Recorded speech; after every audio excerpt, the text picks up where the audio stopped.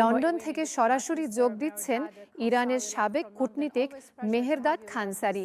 আপনাকে স্বাগতম।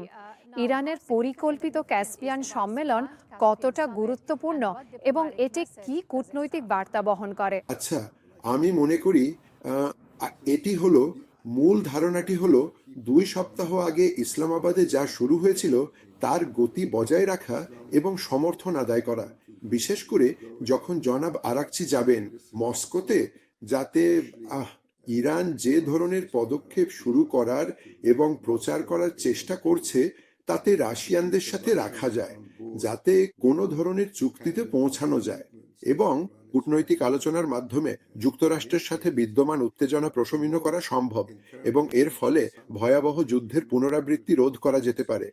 একটি বিষয় বর্তমানে অত্যন্ত নিশ্চিত যে যুক্তরাষ্ট্র বা ইরান উভয় রাষ্ট্রের কেউই নতুন করে কোনো সামরিক পদক্ষেপ গ্রহণ করতে চায় না এবং তারা কেউই এই অঞ্চলে সংঘাতের পুনরাবৃত্তি ঘটুক তা কোনোভাবেই সমর্থন করে না। তাই অংশীদারদের এবং অন্যান্য সংশ্লিষ্ট পক্ষগুলোর সাথে এই ধরনের গুরুত্বপূর্ণ আলোচনা এই বিশেষ পরিস্থিতিকে সঠিকভাবে ব্যবহার করার ক্ষেত্রে যথেষ্ট সহায়তা প্রদান করে থাকে, যাতে আশা করা যায় শেষ পর্যন্ত সরাসরি আলোচনার একটি সুন্দর পথ সুগম ও প্রশস্ত হতে পারে। তাহলে যুক্তরাষ্ট্র ও ইরানের মধ্যে পাকিস্তানের মধ্যস্থতার প্রচেষ্টার জন্য পররাষ্ট্রমন্ত্রী আরাকচির সাথে ফিল্ড মার্শাল আসিম মুনিরের বৈঠকটি কতটা গুরুত্বপূর্ণ? আচ্ছা, আমি মনে করি এটি অত্যন্ত গুরুত্বপূর্ণ, কারণ পাকিস্তান যে ভূমিকা পালন করেছে, ফিল্ড মার্শাল মুনির যে ভূমিকা পালন করেছেন, তা যুদ্ধ শুরু হওয়া রোধ করার ক্ষেত্রে অত্যন্ত গুরুত্বপূর্ণ ছিল।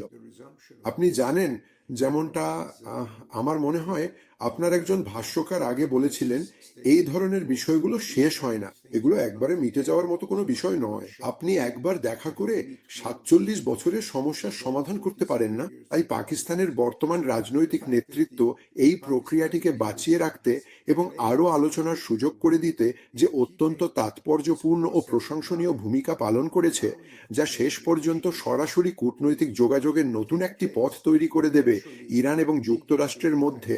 পাকিস্তানের এই বিশেষ মধ্যস্থতায় তা সত্যি অত্যন্ত গুরুত্বপূর্ণ এবং বিশ্বমঞ্চে এই মুহূর্তে আর কেউ এই ভূমিকা পালন করতে পারবে না যা পাকিস্তান করছে, যাকে উভয় পক্ষই একজন সৎ মধ্যস্থতাকারী হিসাবে বিশ্বাস করে। তাহলে জনাব খানসারি সাহেব, সাম্প্রতিক কূটনৈতিক প্রেক্ষাপটে আমরা কি কোনো চুক্তির দিকে এগোচ্ছি, নাকি উত্তেজনা প্রশমিত হতে পারে? আচ্ছা, আমি মনে করি আপনি জানেন এটি একটি অত্যন্ত উত্তেজনাকর পরিস্থিতি। অনেক কিছুই ভুল হতে পারে যা পরিস্থিতিকে পিছিয়ে দিতে পারে এবং সম্ভবত যুদ্ধকে পুনরায় শুরু করতে পারে। তবে আমি আগে যেমন বলেছি, কোনো পক্ষই, ইরান বা মার্কিন যুক্তরাষ্ট্র, কেউই যুদ্ধ পুনরায় শুরু করতে চায় না। উভয় পক্ষের জন্যই এর মূল্য অনেক বেশি, বিশেষ করে মার্কিন রাষ্ট্রদূতের জন্য, যারা দৃশ্যত ইরানি সম্পদ ধ্বংস করার ক্ষেত্রে সুবিধাজনক অবস্থানে ছিল এবং আপনারা জানেন তারা যেসব দাবি করেছে। কিন্তু তারা যেখানে ক্ষতিগ্রস্ত হয়েছে তা হলো মার্কিন যুক্তরাষ্ট্রের অভ্যন্তরীণ রাজনৈতিক পরিস্থিতি এবং আন্তর্জাতিক বাজার। তেলের দাম এবং তাদের কর্মকাণ্ডের ফলে বিশ্ব অর্থনীতি ক্ষতিগ্রস্ত হচ্ছে, তাই তারা এটি চালিয়ে যেতে চায় না। তাই আমি মনে করি যে কূটনীতি একমাত্র পথ। এদের মধ্যে কোনো বিশ্বাস নেই। আস্থা তৈরির পদক্ষেপগুলো গুরুত্বপূর্ণ।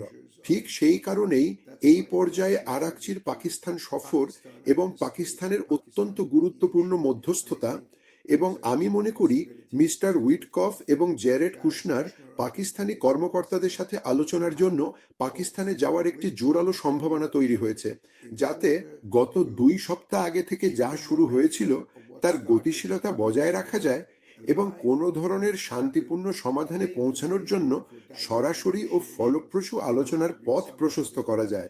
Peaceful resolution.